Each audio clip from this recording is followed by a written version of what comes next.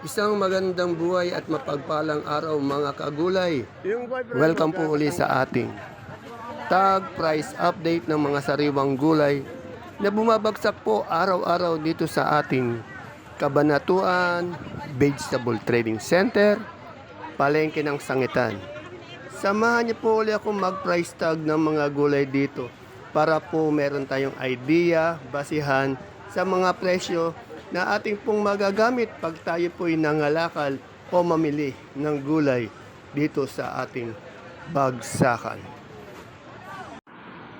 Unahin po natin ang ating pagtatag price sa sigarilyas. Ang sigarilyas po ay nasa 50 hanggang 55 pesos po ang isang kilo.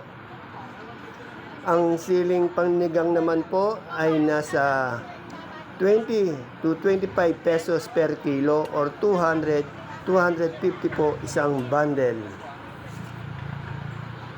At ang ating pipinong bakla po ay nasa 30 hanggang 35 pesos isang kilo.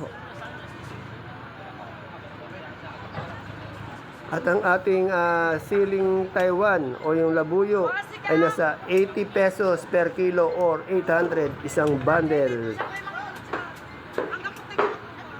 Ang ating sitaw po, mababa pa rin po siya. Nasa 30, 35, 40 pesos ang isang big kiss o isang tali. Sa pechay naman po, ganun pa rin po, 15 pesos po ang isang kilo o 150 isang bundle.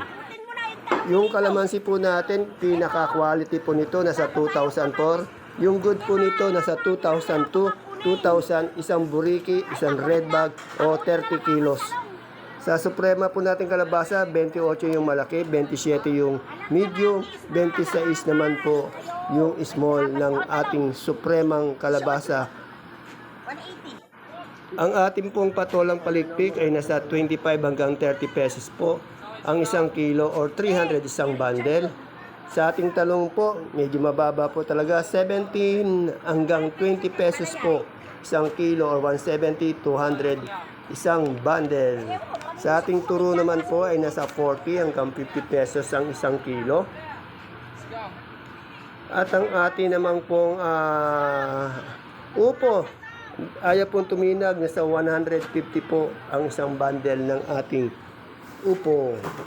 Sa ampalaya po, maganda-ganda rin yung presyo nito. Nasa 60 hanggang 70 pesos po ang isang kilo.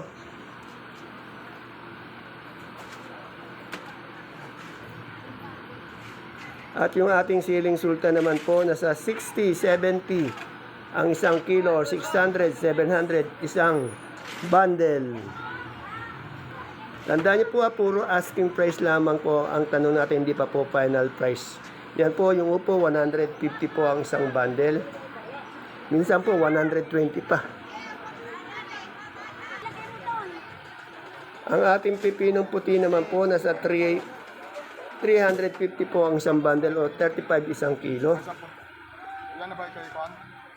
Isang po. At ang ating ampalayang bonito, nasa 30 hanggang 40 pesos po ang isang kilo.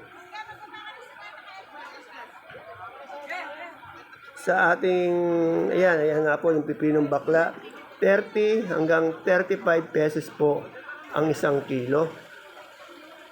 At ang ating mais naman po, yung ating pong puti ay nasa 30 pesos po ang isang kilo.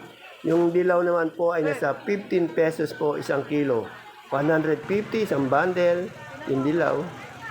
Sa ating supiyang kalabasa naman po ay nasa 30 o 28 pesos isang kilo.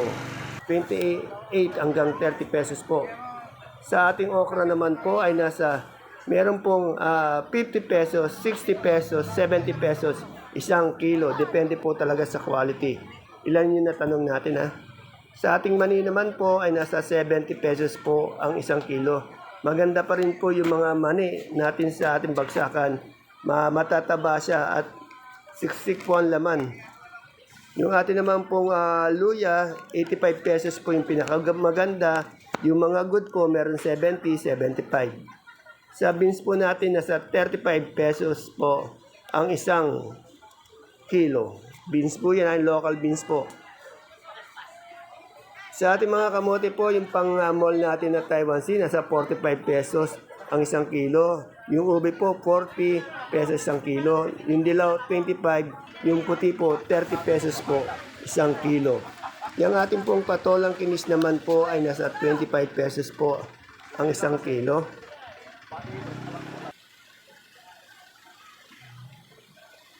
Sa ating galyang po, ito, sinibuyas to. Sa sinibuyas po natin, nasa 70 isang kilo o 700 pesos po isang bundle ng ating sinibuyas. At yung ating sampalok po, pumuputok pa rin po, 45 isang kilo or 450 po ang isang bundle ng ating sampalok. Sa ating pong talbos ng kamote, 5 piso. Yung ating saluyot po, 25 pesos po. Yung kulitis po, 50 pesos ang isang kilo. Saluyot po per tali lang po yun Yan.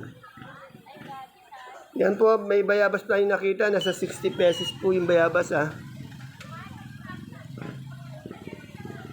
Ayan yung sa ating gabing galyang na puti po, 35 pesos. Yung pula naman po, 36 pesos per kilo. Ayan po yung ating mustasa ay nasa 25 po ang isang kilo. Katabi niya po yung pechay, 15 pesos po ang isang kilo. Mas mahal po ang mustasa kesa sa pechay. Ang sigang kasi itong mustasa Pwede din kaya sa sigang yung pechay. Yan yung ating talong, napakarami ng talong. Murang-mura, nasa 17 hanggang 20 pesos ang kilo. Sa ating gulay bagyo naman po, yung repolyo po natin, nasa 250 po ang isang bundle. At ang ating pechay bagyo naman po, ay nasa 250 din po ang isang bundle.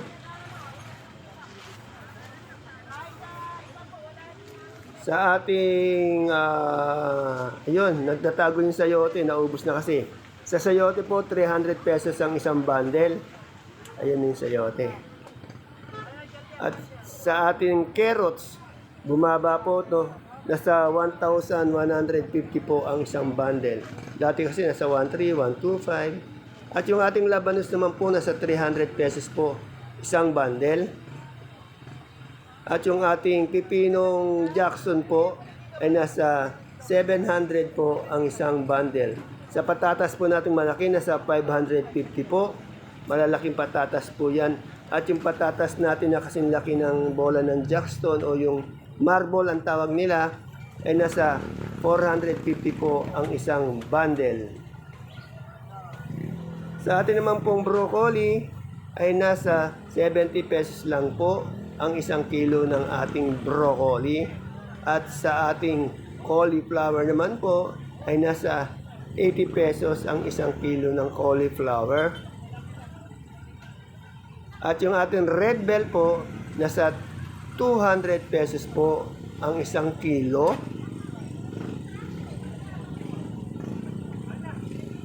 At yung ating green bell, nasa 280 po ang isang kilo.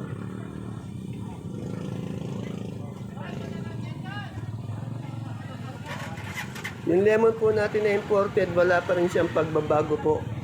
180 rin po isang kilo.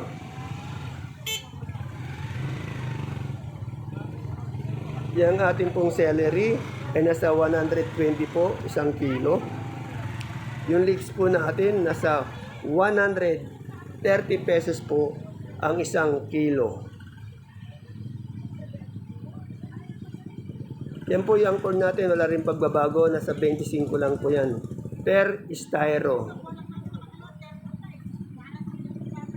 At yung ating beans po, Baguio beans, 60 pesos po ang isang kilo.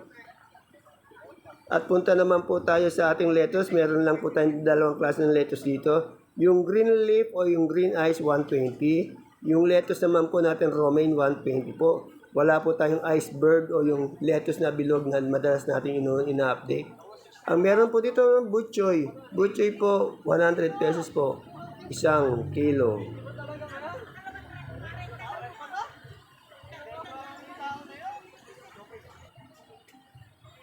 Oras na para pumunta sa mundo ng mga halimaw. Sa atin naman pong sibuyas, Yung puti po natin na 10 kilo na local, yung big 350, yung small 300 pesos. Isang red bag po yan, 10 kilos po yan, puro local lang. Yung pula po, 420 yung big. Yung small po, 420 din. Local na sibuyas na pula. At yung ating super white po, yung malaki, 450. Yung maliit po, 440. At yung kanso po natin, malaki, 450. Small po, 420. Yung munggong labu po natin, isang sako, 25 kilos po, 3,200. Ayan po mga kagulay, mga kapalengke, ang ating pinaka-latest price tag ng mga gulay na dumadagsa po dito araw-araw sa ating bagsakan. Sana po ay mapanood niyo po ang ating video sa umaga para meron po tayong basihan o idea na ating pong magagamit pag tayo po'y nangalakal o mamalengke ng mga sariwang gulay. Dito po yan sa ating bagsakan. See you po again tomorrow sa ating next tag price update. Bye-bye. God bless us all po.